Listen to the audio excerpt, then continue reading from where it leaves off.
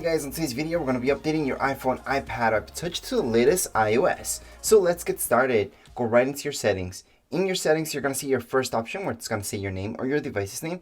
Go right into there and make a backup. That's just in case something bad happens. You can also make a backup in your computer using iTunes on PC or Finder on Mac. Anyways, once you guys have done that, you can scroll down and just go right into General. Under General, you will see the second option where it says Software Update. After Software Update, you're going to see the option to download and install. Some of you may only see the options to install, and that depends on your settings.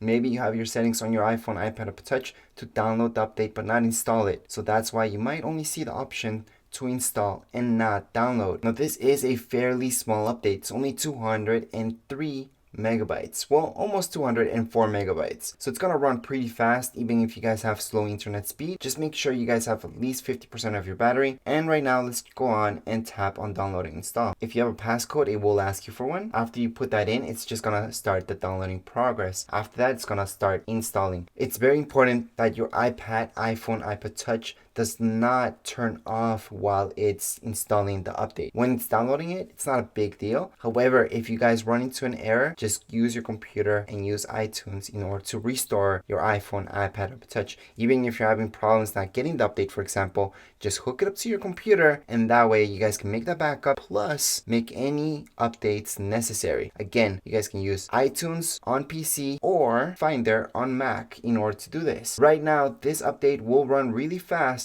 so you don't have to really make too much time in order to do this. At this point in time, you could leave your iPhone, iPad Touch just to do its thing. I would have it hooked up to some electricity, even if you do have 50% of your battery, because with older devices, the battery is not 100%, and that way it might drain a little bit faster than newer devices.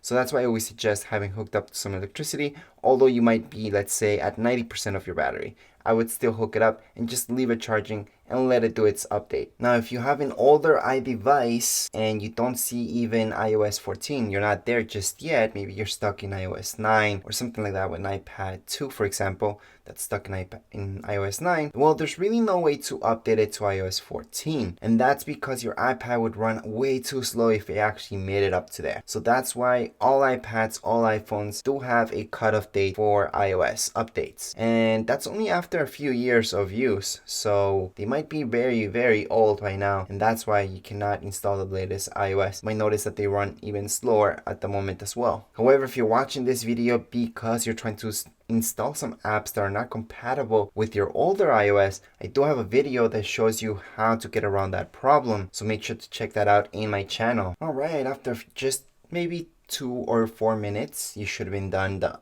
download process, and then you should see this install now. So let's just tap on install now. We will see our iPhone turning off, then Apple logo and a loading bar. So just after 5 to 10 minutes, you should be done. We can go ahead and swipe up. It might ask you for a passcode if you have one, and we can double check if everything went okay. So let's go right into settings, go down general, software update, and from here we should see that it's up to date and we are all done. Anyways, if you guys have any comments, questions, you guys can write down here in the comments area. Don't forget to subscribe and rate. Thank you.